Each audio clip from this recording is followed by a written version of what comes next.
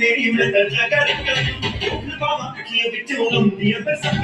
काली जिंदगी आज तेरी मैं दर्जा कर बाबा अखियों बिच लंबी बरसात